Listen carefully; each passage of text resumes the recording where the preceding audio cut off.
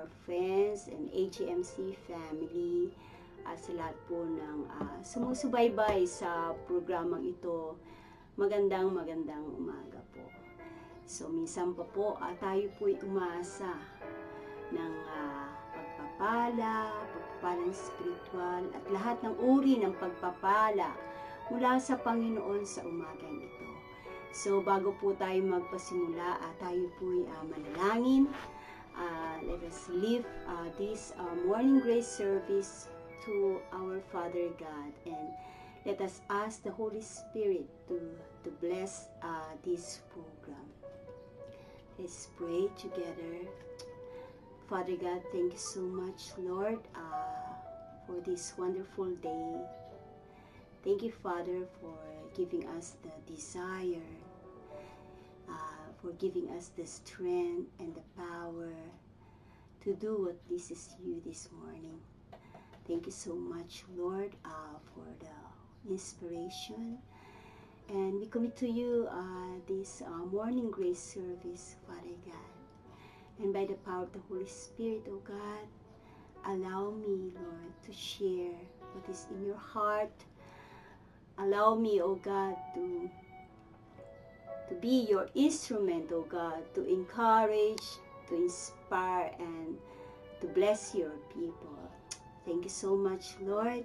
From the start till the end, even in our prayers, Holy Spirit, I pray that be the one to work in me and through me, and bless every one whom you have touched, oh God, to watch this program. Thank you so much, Father, and we bless you in Jesus' name. Amen.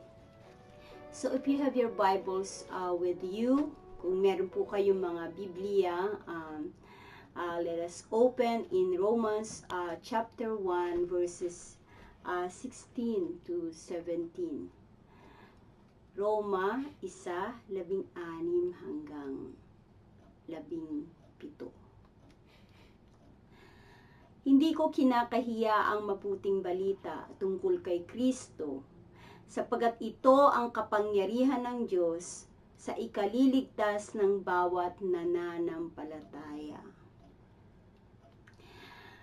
Unay sa Hudyo at gayon din sa mga Grego.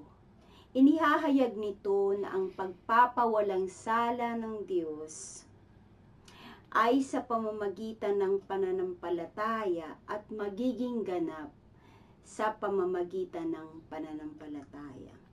Ayon sa nasusulat, ang pinawalang sala sa pamamagitan ng pananampalataya ay mabubuhay. Amen. So, bali ang topic po ngayon natin ay the gospel is the power of God unto salvation. So, yung pong gospel o yung mabuting balita daw po, ang kapangyarihan ng Diyos sa ikaliligtas ng lahat ng tao, Hudyo man o Grego. Hallelujah. So dito po sa mga talatang ito ng Bible, in these passages, in this scripture, in Romans chapter 1, 16 and 17, ipinahayag po ng Panginoon, ni-reveal po ng Panginoon yung mystery, no? Pag sinabi pong mystery, yung nakatago, no, na sikreto noon, no? At ito daw po ay inunfold, inunveil, no? Yung dating ang nakatago, ito po ay ni-reveal, pinahayag na ng Diyos. Kung paano daw ang tao ay maliligtas. Amen. So, kaya po napakaganda po na tayo po ay nagbabasa ng Bible, ng salita ng Diyos.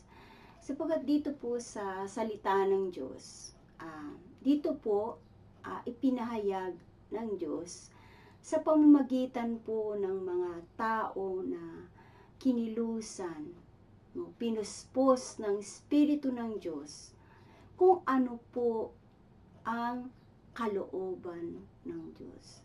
Dito po pinapahayag sa Bible kung sino po si God. Gaano siya kabuti, gaano kadakila ang pagmamahal niya, kung ano yung plano niya, yung purpose niya. Kaya ang tawag po sa Bible is good news. May mabuting balita. Amen. So ito pong itong Bible ko. So ang pangalan niya ay ang bagong tipan ng magandang balita. So iba naman po ang tawag ay mabuting balita. Hallelujah. So ang pinakasentro po ng Bible, hallelujah, from the old to the new, yun pong good news. Kaya ang sabi po sa Mark 16, sa Matthew 28, humayo kayo sa buong mundo. Go into all the world and preach the good news. Amen. At sino man daw pong maniwala at mabautismuhan ay maliligtas. Hallelujah. So, napakahalaga po no, na maunawaan po natin kung ano po yung good news. No? Sapagkat ito daw pong good news o yung mabuting balita, ang kapangyarihan ng Diyos para ang tao ay maligtas. Amen. Hallelujah.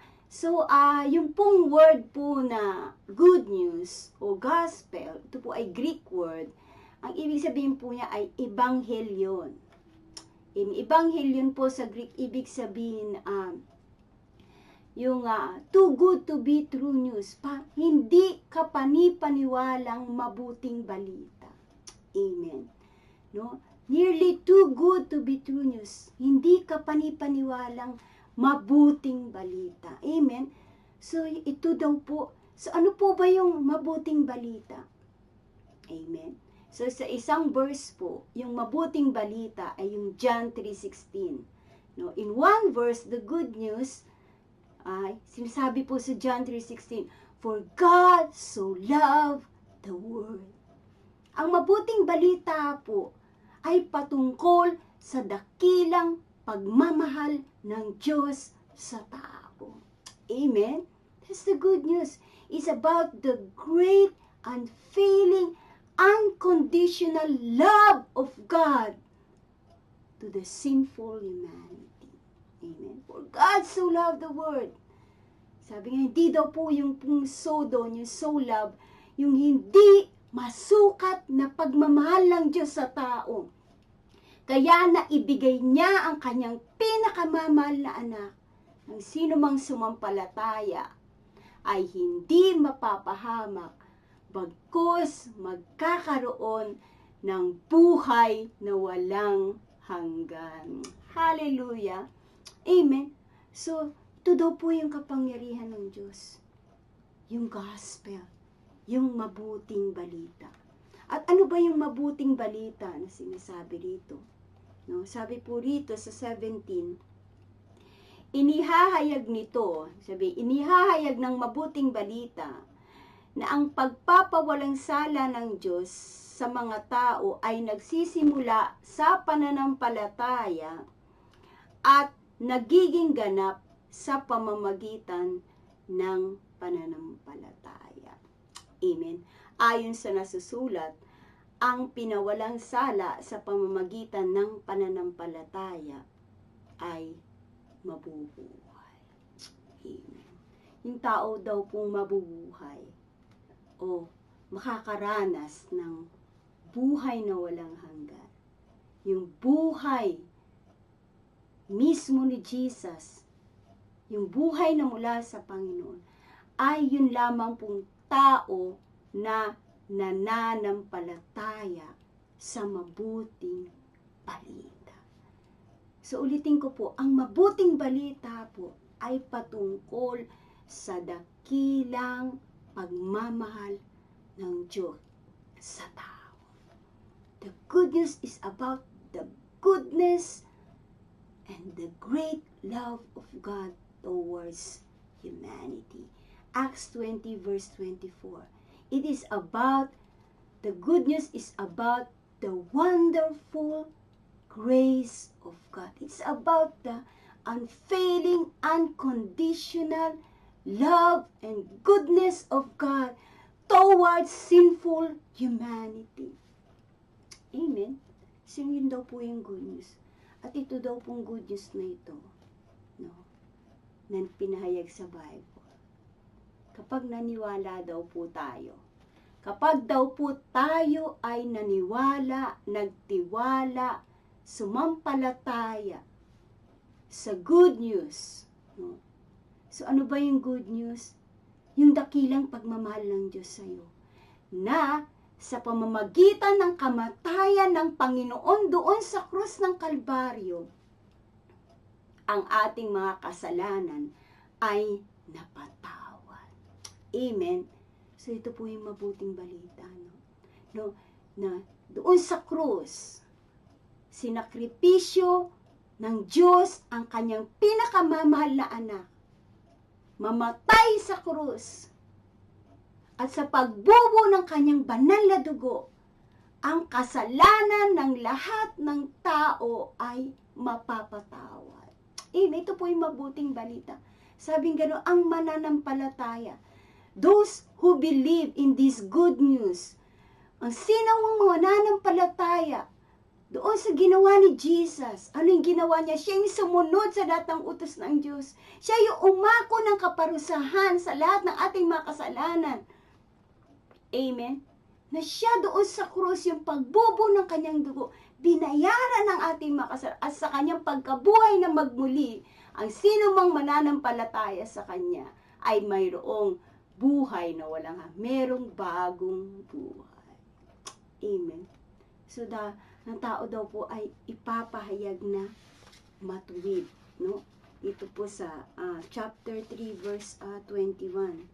Sabi po rito, ngunit ngayon nahayag na ang pagpapawalang sala ng Diyos sa mga tao. Ito'y hindi sa pamamagitan ng batas o pagsunod sa utos ng Diyos, sabagat ito'y pinatotohanan ng kautusan at ng mga propeta.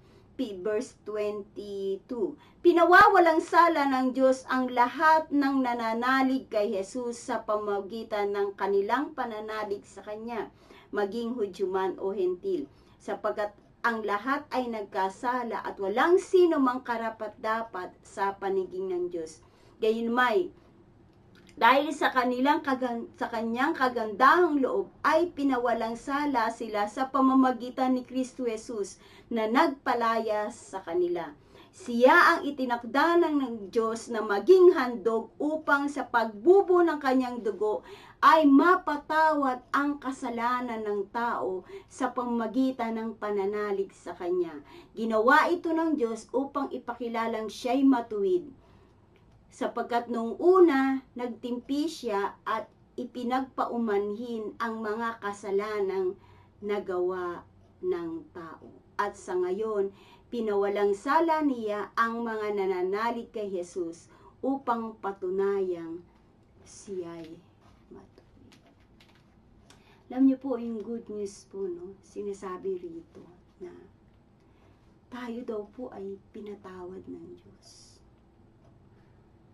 no? Sa lahat ng ating mga kasalanan, sa pamamagitan ng sakripisyo ng Panginoon doon sa krus. Yung binubo, yung banal na dugo ng Panginoong Yesus. Na pagamat siya'y Diyos, nagkatawang tao siya, hindi siya nagkasala. Siya yung naging kasalanan. Inako niya yung kasalanan ng lahat ng tao upang ipakita ang katuwiran ng Diyos, sapagkat ang kabayaran ng kasalanan ay kamatayan. Lahat ng tao ay pupunta sa impyerno dahil lahat tayo ay makasalanan. Lahat tayo nagkasala. Kaya sabi nga po dun sa Romans 3:10,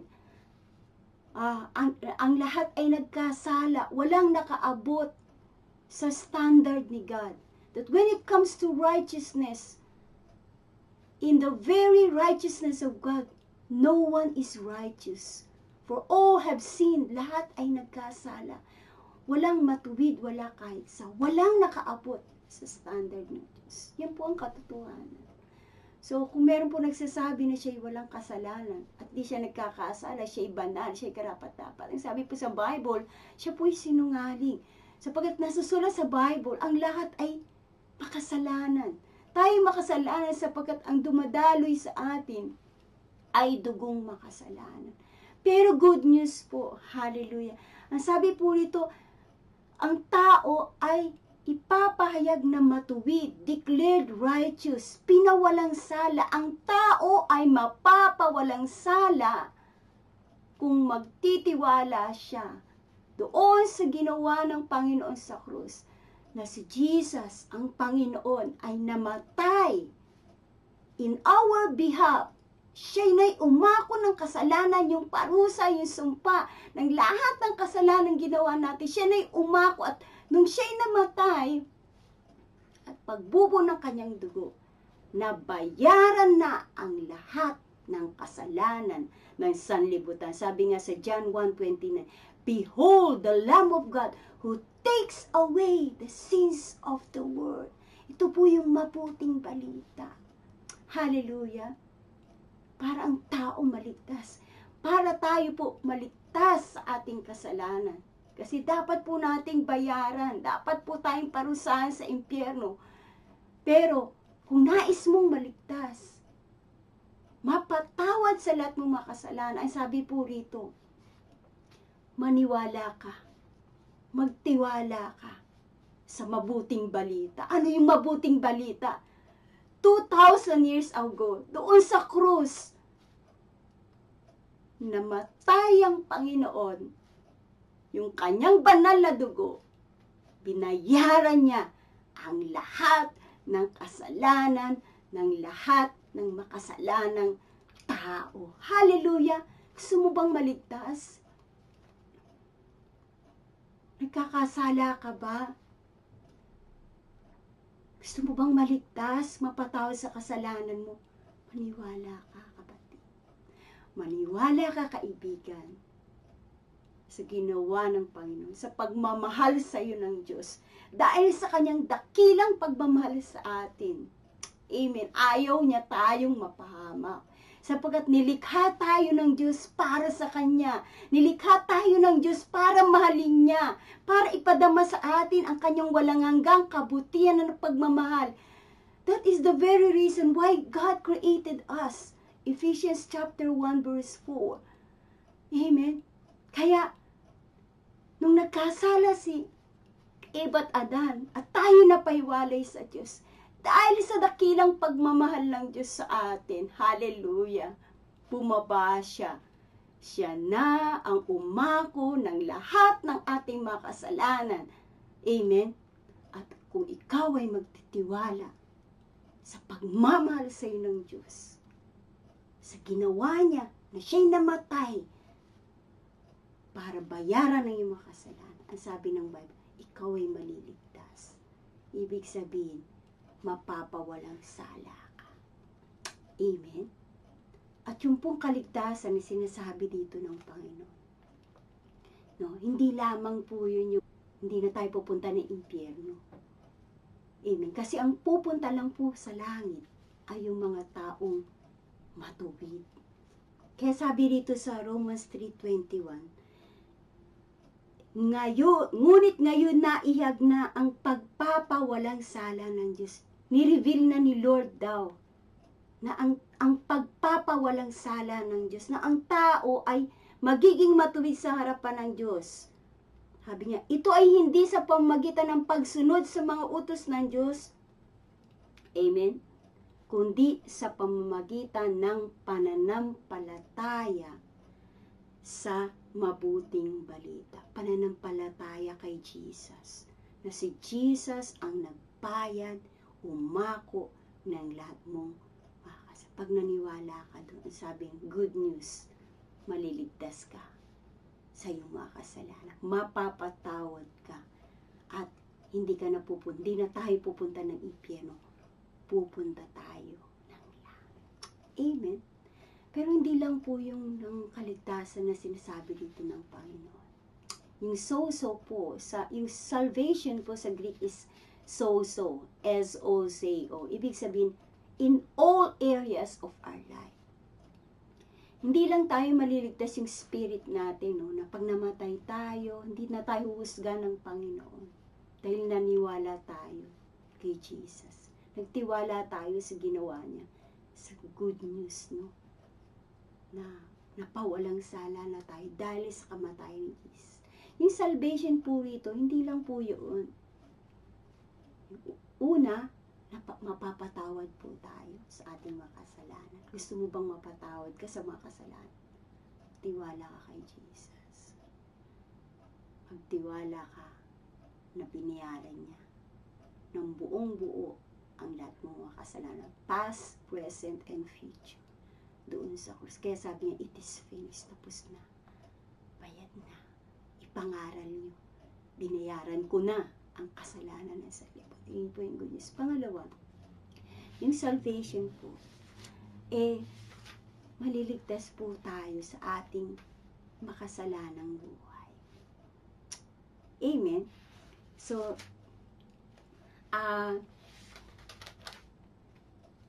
yung salvation, hindi lamang po tayo mapapatawad, kundi maliligtas po tayo sa makasalanan nating buhay.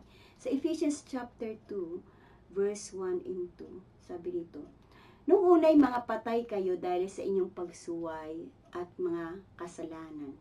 Sinunod ninyo noon ang masamang takbo ng sanlibitong ito at napailalim kayo sa prinsipe ng kasamaan, ang espiritong nagahari sa mga taong suwail." Verse 3, "Dati kayo'y kabilang sa mga taong namumuhay ayon sa pitan ng laman at sinusunod ang masamang hilig ng katawan at pag-iisip. Kaya sa ating likas na kalagayan, kabilang tayo sa kinapupuotan ng Diyos." Verse 4, "Subalit napakasagana ng habag ng Diyos at napakadakila ang pag-ibig na inukol niya sa atin. Tayo'y binuhay niya kay Kristo noong tayo'y mga patay pa dahil sa ating mga pagsuway. Naligtas nga kayo dahil sa kanyang kagandahang loob. Dahil sa ating pakikipag-isa kay Kristo Jesus, tayo'y muling binuhay na kasama niya at pinaupong kasama niya sa kalangitan." Amen? So, ginawa niya ito upang sa darating na panahon ay maipakita niya ang di masukat na kasaganaan ng kanyang kagandahang loob sa atin sa pamamagitan ni Kristo. Dahil sa kagandahang loob ng Diyos ay naligtas kayo sa pamamagitan ng inyong pananalig kay Kristo. At ang kaligtasan ito'y kaloob ng Diyos, hindi mula sa tao. Hindi ito dahil sa inyong mga gawa, kaya't walang dapat ipagmalaki ang sinuman. Tayo'y kanyang nilalang nilikha sa pamamagitan ni Kristo Jesus upang iukol natin ang ating buhay sa paggawa ng mabuti at itinalaga na ng Diyos para sa atin noong pang-una. So dito po sinabi, no, dati daw po tayo patay. Amen. Ibig sabihin, nung tayo nabubuhay pa sa kasalanan at hindi pa tayo nagtitiwala, hindi pa tayo nagtiwala sa mabuting balita na binayaran ng Panginoon ang ating mga kasalanan. Hindi pa natin pinagkatiwala yung buhay natin sa Panginoon. Sabi niya, tayo daw po ay alipin ng dyablo. Tayo daw po ay makasalanan. Subalit napakasagana ng habag at biyaya ng Diyos. Napakadakila ng kanyang pag-ibig. Sabi niya sa verse 5, tayo'y binuhay niya kay Kristo. Dahil kahit nung unang mga patay pa dahil sa ating pagsuway, naligtas tayo dahil sa kagandahang loob ng Diyos. So sabi daw, tayo'y binuhay niya. At ngayon daw po ay nakaupong kasama niya sa kalangitan. Pinaupong kasama niya. So, yung pangalawa pong sinasabi po ritong mabuting balita, yung kaligtasan na. Unang kaligtasan po, ang sino mang magtitiwala, mananalig, na namatay si Jesus sa krus ng Kalbaryo at doon sa kanyang banal na dugo na binubog pinatawad ng Panginoon ang kanyang mga. Kung siya'y maniniwala sa Panginoong Yesus, sa ginawa ng Panginoong Yesus, kung ikaw ay maniniwala, mapapatawad ka sa iyong mga kasalanan. Maliligtas ka. Mapapawalang sala ka.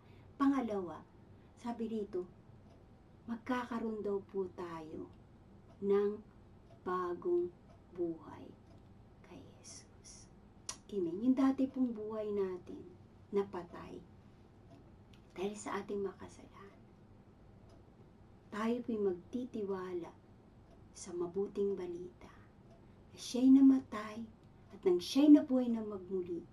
Ang sino mang magtitiwala sa Panginoong Yesus ay merong bagong buhay. Ibig sabihin po, no, maliligtas tayo sa ating makasalanang buhay. Yung makasalanang nating buhay ay mamamatay at magkakaroon tayo ng bagong buhay. Isang buhay na mula sa Panginoon. Bagong buhay. Amen? Hallelujah! Tayo'y muling binuhay na kasama niya at pinaupong kasama niya sa kalangitan. Isabihin yung buhay mismo ni God, yung makalangit na buhay. Kaya nga ibig sabihin ng born again, yung born of God, no, na heavenly. Hindi na tayo sinner. Amen. Amen. So from the kingdom of darkness, maliligtas tayo. Rescue, sabi niya. Ni-rescue tayo ng Panginoong Yesus.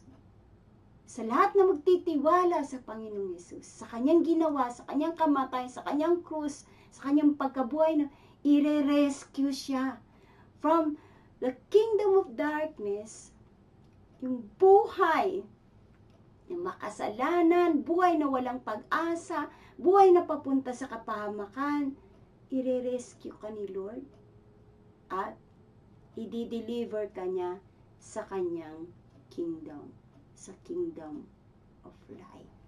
Amen. Sabihin yung bagong buhay. Niligtas niya tayo sa makasalanang buhay.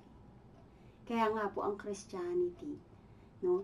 It's not about doing. Amen. It's about receiving new life. It's about exchange life. Yung makasalanan nating pagkatao, buhay, nature, kinuha ni Jesus doon sa krus. Yung siya'y namatay yun. Ibig sabihin, yung makasalanan nating pagkatao, pag nagtiwala tayo sa Panginoon, ito ay mamamatay. Magkakaroon tayo ng bagong buhay. Ang magiging buhay mismo natin, no, meron tayong bagong buhay sa Panginoon Jesus. Amen. At yung buhay na yun, yung mismong buhay ng Panginoon. Ibig sabihin, as we trust Jesus, habang patuloy po tayong nagtitiwala sa Panginoong Jesus, ang buhay po natin, amen, sabi nga, from glory to glory, no, tayo po'y napabago. No? So from the kingdom of darkness, no, nais mo bang magkaroon ng bagong buhay? Sawa ka na ba sa buhay na puno-puno ng stress, na alipin ng kasalanan? Gusto mo ba yung ganyang buhay? Gusto mo ba ng bagong buhay? Ang inaalok po ng Panginoon, buhay na mapayapa, buhay na matuwid, buhay na banal, buhay na mabuti, buhay na nagbibigay ng kaluwalhatian, kaligayahan sa Panginoon. Amen. Yun po yung life. No? Ito yung buhay na binibigay ng Panginoon. Bagong buhay. Exchange life. God will take out our sinful life. Jesus, kinuha niya sa krus. And those who believe, no, He will give us His life. New life. Bagong buhay sa Panginoon. Merong bagong buhay. iligtas niya tayo. No? Ililigtas niya ang lahat ng mga tao sa makasalanang buhay, sa magulong buhay, sa buhay na walang pag-asa, sa buhay na distraction. Amen. If you will believe, kakatiwala mo ang buhay mo sa Panginoon, hallelujah, ang mararanasan po natin ay buhay na mapayapa. Kaya sabi ni Jesus sa John chapter 16 verse 33, yung buhay sa mundong ito, in this world, you will experience sorrows and tribulation. But take heart, in me, you have peace. Amen. So, maliligtas po tayo sa buhay na alipin ng kasalanan, alipin ng dyablo, no? Walang kapayapaan. Gusto mo bang maligtas doon? Sabi ng Panginoon, maniwala ka. Magtiwala ka sa Panginoon. Amen. Gawin mo siyang Panginoon ng iyong buhay. Lord, ayoko ng buhay na to. Ayoko ng buhay na alipin ng kasalanan. Ayoko ng buhay na magulo. Gusto ko yung buhay na mapayapa. Gusto ko yung mabuhay na matuwid. Amen. Good news, it is available. Kung magtitiwala ka sa Panginoong Yesus. Kung pagkakatiwala mo ang buhay mo sa Panginoong Yesus. Kung ibibigay mo ang puso mo sa Panginoong Yesus. Lord, I give you my heart. I give you my soul. I want the life that comes from you. Nais ko yung buhay na mapayapa, Panginoon. Nais ko yung buhay na masaya, buhay na matuwid, buhay na banal, Panginoon. Amen. If you trust God, titiwala ka sa Kanya, sa Panginoon Jesus. Ibigay mo yung puso mo sa Kanya. Mararanasan mo yun. Amen. Yung buhay na mula sa Panginoon. Exchange life. No?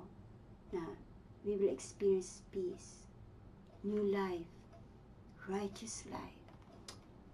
Amen. Amen. So, ito po yung mabuting balita na sa lahat ng area ng buhay na. Amen. Ililigtas tayo ng Panginoon.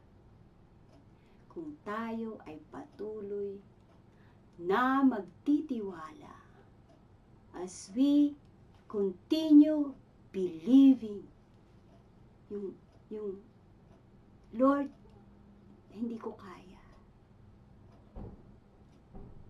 Ikaw ang aking tagapagligtas. Ligtas mo ko, Panginoon. Amen. No? Lord, naniniwala ako. Naniniwala ako, Panginoon, doon sa krus. Pinahayag mo, mahal na mahal mo ko. Amen. At doon sa krus, Panginoon, hallelujah, ang alay mo sa akin ay mapayapang buhay. Mabuting buhay. Buhay na maayos, banal, kaaya-aya sa iyong harapan. Lord, yun yung gusto kong buhay. Amen. Naniniwala ako, Lord. You are the way. Ikaw yung buhay. Ikaw yung daan. Doon sa krus, Lord, binaksan mo na yung daan. You made the way. Ikaw yung naging daan, Panginoon. Yung kamatayan mong naging daan. Yung dugo mo ang naging daan. Yung krus mo ang naging daan, Panginoon. Naniniwala ako, Panginoon. Yung pagsunod mo, yung kamatayan mo. At ngayon, ikaw ay nabubuhay. Amen. Nakaupo sa kanan ng Ama para tanggapin namin ang lahat ng biyaya na maligtas kami, Panginoon, sa lahat ng masama, sa lahat ng problema, at maranasan namin, Panginoon, yung buhay na ganap yung buhay na mapayapa, masaya, matuwid sa iyong harapan. Salamat pa. Amen. Alam niyo po, yun ang po ang sikreto. Patuloy tayong magtiwala na mahal tayo ng Panginoon. Amen. Alam niyo po yung righteousness pala ng Panginoon. Iba sa righteousness ng tao. Alam niyo po ang good news. The good news is God's righteousness. Yung pagiging matuwid ng Diyos, it is a balance of justice and love. Amen. Na yung rights, no, na hindi lang yun para yung kunyari nagkasala siya, dapat siyang parusahan. Yan ang righteousness ng tao. Nagkasala ka, dapat kang parusahan. Judgment. Pero yung katuwiran, yung good news po, ang Diyos po, no, makasalanan dapat patawarin. Pero binalance niya yun ng pagmamahal niya. Dapat lang patawarin ng tao. Pero mahal ko ang tao. Amen. Hinigitan ng Diyos ng kanyang pagmamahal. Hinigitan ng Diyos ng kanyang kabutihan, ng kanyang kagandahang loob, ng kanyang pagmamahal. Sabi po sa Ephesians, no, sa book of Ephesians, much more is the grace of God. No? Hinigitan ng hindi natin alam, hindi masukat na pagmamahal ng Diyos. Yung habag at biyaya ng Diyos sa tao, hinigitan ang nagawang kasalanan. Yung pinambayad po. Hallelujah. Sabi nga po sa Romans chapter 5, 17 to 19. Much more is the grace of God. Hinigitan ng Diyos. Overpaid. Overpaid. Amen. Hallelujah. Pag kunyari may utang tayo, magkasala tayo, utang natin 10 milyon. No? Ito example lang. Siguro, trillion ang binayad ng Diyos. Hallelujah. Yun po yung righteousness ni God. No? Yun po yung good news. Kaya sabi ng Panginoon sa Hebrews 4 verse 16, kahit wag na tayong mag-atubiling lumapit sa kabanal-banalang trono ng Diyos upang tanggapin natin ang tulong at biyaya na kailangan natin. Hallelujah. Kasi our sins are overpaid. Overpaid. Hallelujah. Much greater is the grace of God. Hinigitan ng Diyos. More and more and more. Yung kasalanan nagawa ng tao. Kaya ang tatanggapin daw po ng tao ay the gift of righteousness. Hallelujah. And we will reign in this life. Ligtas tayo, for sure. We are assured. Because of the great love of God, the great grace, sa dakilang biyaya at pagmamahal ng Diyos na pinakita niya doon sa krus. Hallelujah. We will surely be saved from all evil as we trust Him. Kaya nga yun, sabi yung mabuting balita, the good news is, tayo'y napawalang sala sa pamamagitan ng pananampalataya at magiging dalisay sa pananampalataya. Amen. Hallelujah. So, ililigtas tayo ni Lord as you trust Jesus in all areas of our life. Amen. Are you experiencing physical problems, sickness, physical sickness, emotional sickness? Wala ka bang peace? or whatever problems, no, na nararanasan ka. No? God is saying,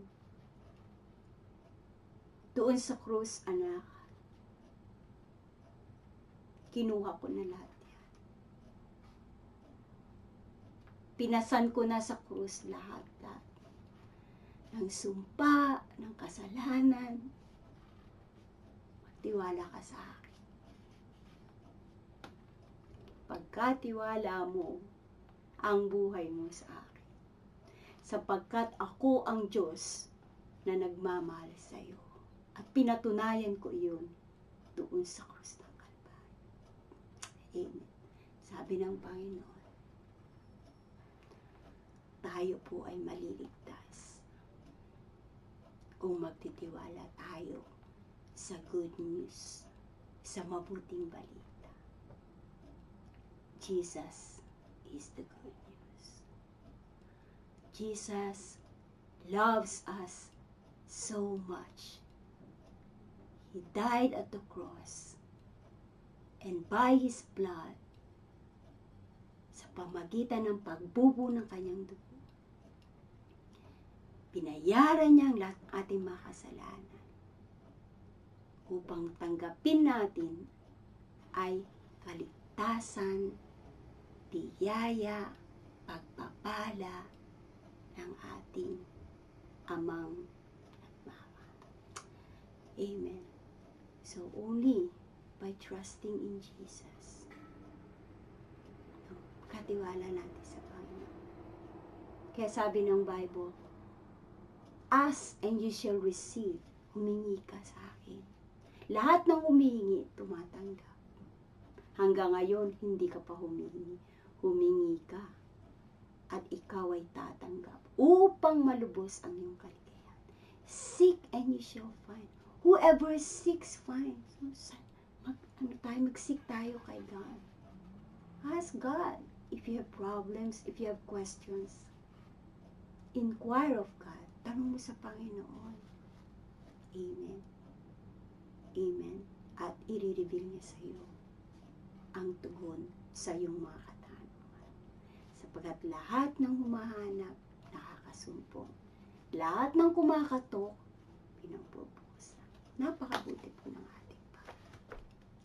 Ito po yung mabuting balita. Nakakilala ka na ng isang taong mabuti. Amen. Mabait, matuwid, amen. Pure, si God lang yun.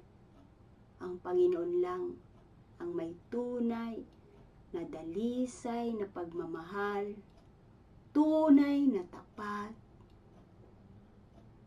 tunay na nagmamalasakit sa ating buhay.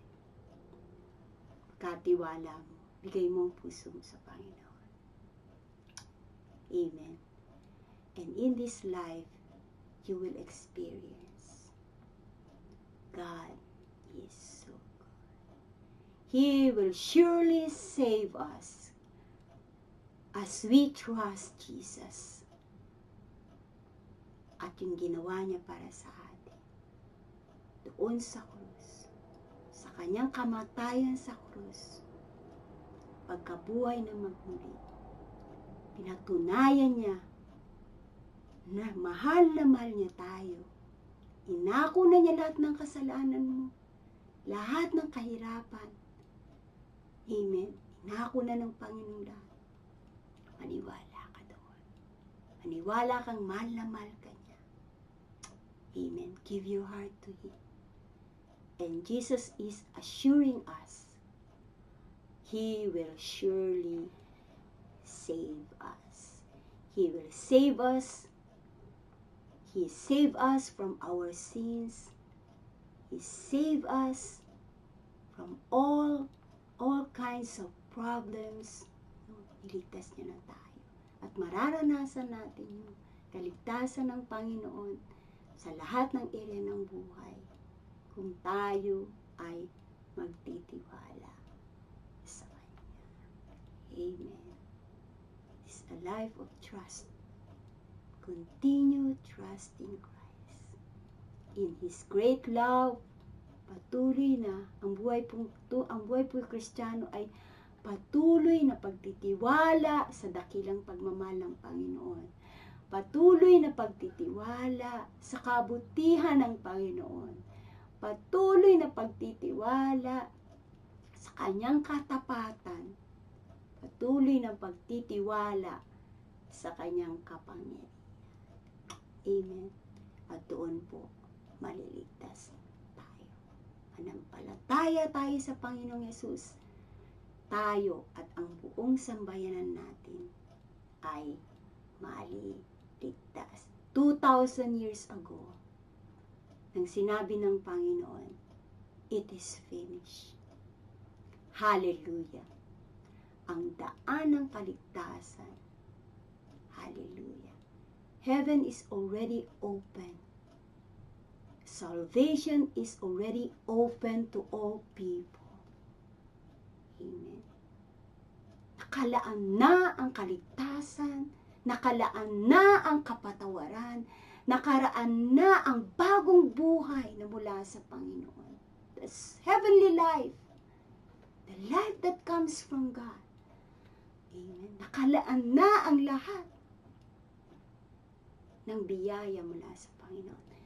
Dahil sa ginawa ng Panginoon, dahil sa kanyang pagsunod sa lahat ng utos, dahil sa kanyang kamatayan sa krus, dahil sa pagbubo ng kanyang dugo, sa kanyang pagkabuhay na magmuli. Hallelujah. It is finished. Amen. Every gifts, spiritual blessings, lahat po ng pagpapala ay nakalaan na. The only key is believe in the Lord Jesus Christ. Manampalataya ka sa Panginoong Yesus. Ikaw at ang iyong buong sambayanan ay maliligtas. Hallelujah! So, yun po ang kapangyarihan ng mabuting balita. No? God will save us. He will surely save us. Actually, nangyari na yun doon sa krus. It is done. Tapos na. 2,000 years ago. It is done. Amen. At mararanasan natin iyon. Patawaran, bagong buhay, mapayapang buhay, buhay na kasama ang Panginoon. Yung mabiyayang buhay na mula sa mararanasan natin. Yung kaligtasan sa lahat ng area ng ating buhay, mararanasan natin ang kaligtasan na pinagkakaloob ng Diyos habang tayo'y nagtitiwala sa Panginoong Yesus, sa kanyang pagmamahal, sa kanyang ginawa.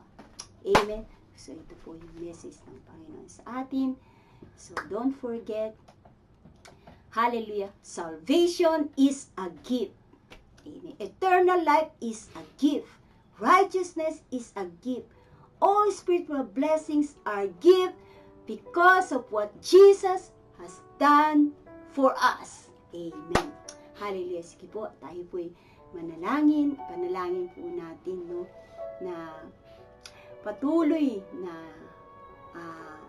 maranasan natin, ng ating buong pamilya, ng lahat ng tao, ang kagandahang loob ng Diyos, yung kaligtasan na pinrovide na ng Panginoon. So, ipanalangin po natin ang lahat ng ating mga kapatiran, lahat po ng mga Christians, lahat po ng mga simbahan, lahat po ng mga pastors. Amen. Hallelujah.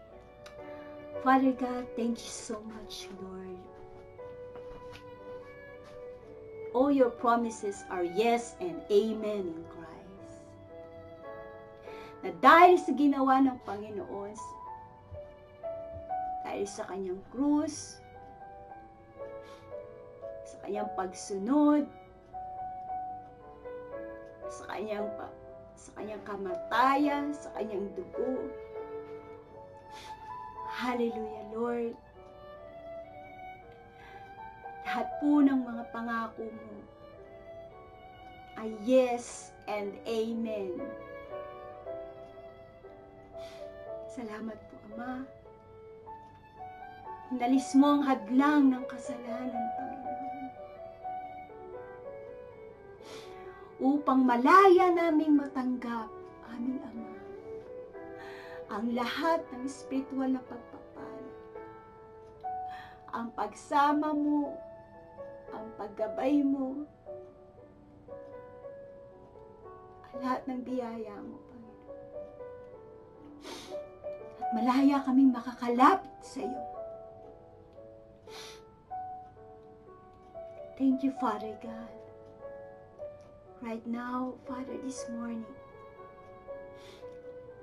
into your grace, sa iyong mayamang biyaya, sa iyong dakilang pagmamahal, sa iyong kagandang loob. Father God, minsan pa, ikakatiwala po namin sa iyo. We commit to you, Lord, AGMC family, all our brothers and sisters, that you would protect them, Father, that you would guide them,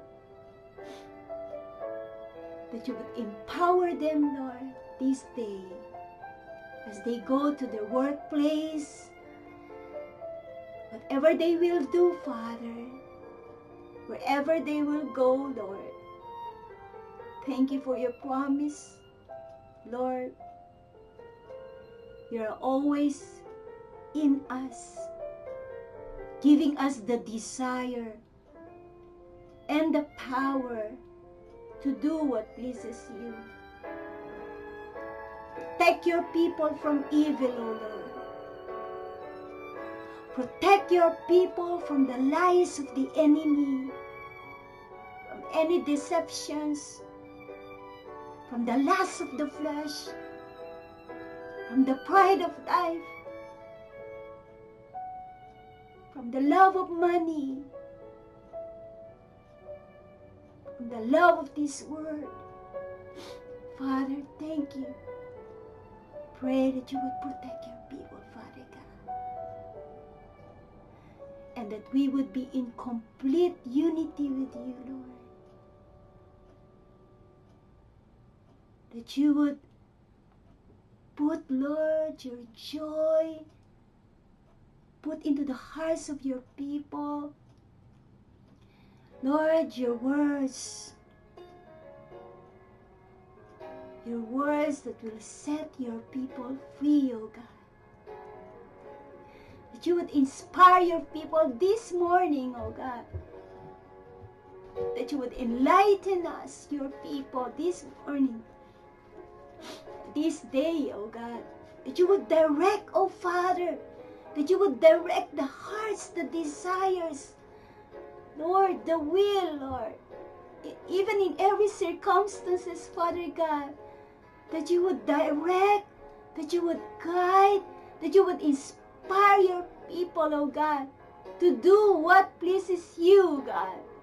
And they would fill their hearts, their lives with your peace, with your love, with your joy, with your words, oh God. That you would fill, Lord, the lives of your people, oh, shower your goodness, you would shower, Lord, the lives of your people this day with your goodness, with your loving kindness, with your favors, oh God, with your mercy, with your grace, Lord, your salvation, oh God. Thank you, Lord. Thank you, Father. Hallelujah. You are so amazing, Father God. Even to all pastors, thank you, Lord. Hallelujah. Your guiding light, your guiding love, Lord, will see us through, oh God. Your grace, your power, in your love. Commit to you, Lord. Commit to you the pastors, all Christians, all ministers, evangelists. Lord, guide your people. Bless your people. Even bless this nation, Lord. Bless Japan. Declare your salvation upon this nation. Salvation from the manipulation of the evil one, O God. Lord, reign, Lord. Father, reign in this nation. Reign, Lord. Pagarian mo, Lord, ang emperor, prime ministers, all who are in authorities. Reign, Father God, and save this nation. All the people, even the air, even the sea. Lord, reign. Reign, Lord Jesus, in Japan. Reign in all the peoples here, oh God. Even in our nation. Lord, Father, save our nation. Let your good, pleasing, and perfect will, Father, be done in our nation. Thank you, Father, in Jesus' name, Lord. Hallelujah. Let all things work together so that your good, pleasing, and perfect will be done in our nation. Thank you, Lord. Something good, something wonderful, something amazing is happening, Lord, in our nation, the Philippines, and all the nations all over the world. Thank you, Lord.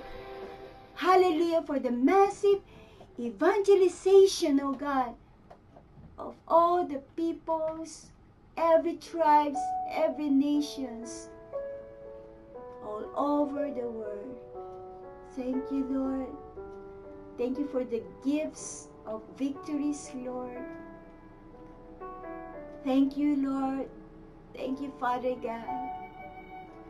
Hallelujah, for this wonderful day, for the new blessings, new grace, new revelation of your goodness and of your love for us this day. Thank you, Lord, for answering our prayers. Thank you for the new blessings and grace, Father. In Jesus' name, amen. Thank you so much to all who prayed with me, and be assured that God has answered our prayers, and God will do something great, something amazing, something miraculous sa ating buhay, in our lives, in our families, in whatever we will do, in the church, and all over the world. Because our God is a good, good God. Isa po mapagpalang umaga at araw sa bawat isa. Hallelujah. Stay blessed. Pastora Mary Jane po ng AGMC.